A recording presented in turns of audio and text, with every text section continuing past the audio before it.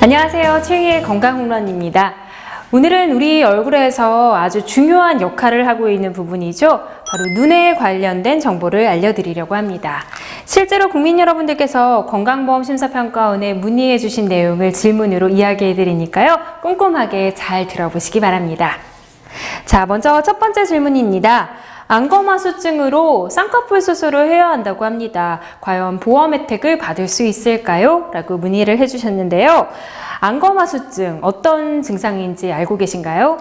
이 안검하수는 눈꺼풀이 충분히 떠지지 않아서 눈이 원위치해 있을 때 눈의 중심 위치인 중심각막 대비침과 이 위 눈꺼풀 가장자리의 사이의 거리가 2mm 이하이거나 이 두 눈의 이 거리의 차가 2mm 이상인 경우로 정의하고 있는데요.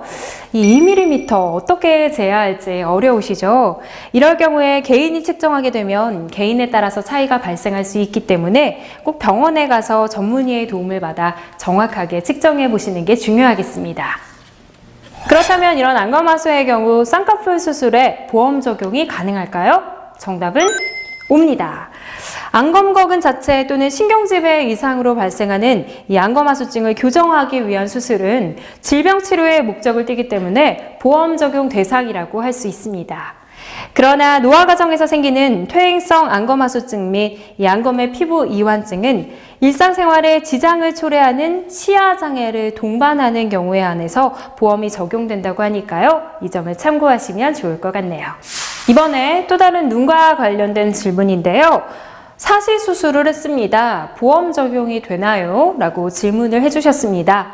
잘 아시다시피 사시는 한쪽 눈의 시선이 다른 한쪽 눈의 시선과 서로 다른 경우를 말하는데요. 질병에 의한 경우도 있고 가족력에 의한 경우도 있지만 대부분의 경우는 원인을 알 수 없는 경우가 많다고 합니다.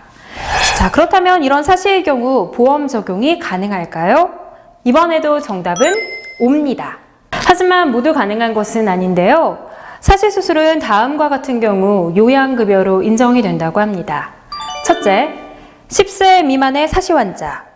둘째, 10세 이후의 사시 환자라 하더라도 전신질환, 안화질환, 눈과 눈 주위 수술, 외상 등으로 사시가 발생해서 이 복시와 혼란시가 있거나 10세 이전에 발생된 사시로 이상두위 현상이 있는 경우. 셋째, 앞서 말씀드린 대상의 1차 사시 교정 수술 후 과교정으로 2차 수술을 시행하는 경우라고 합니다.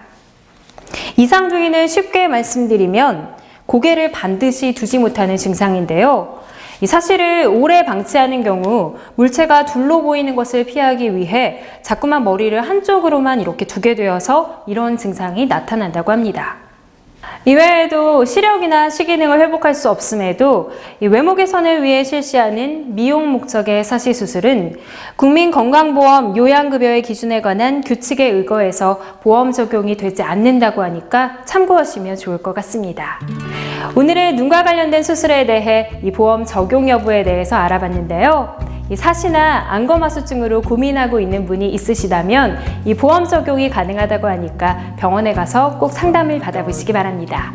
최희의 건강홈런 다음 시간에 다시 돌아올게요. 고맙습니다.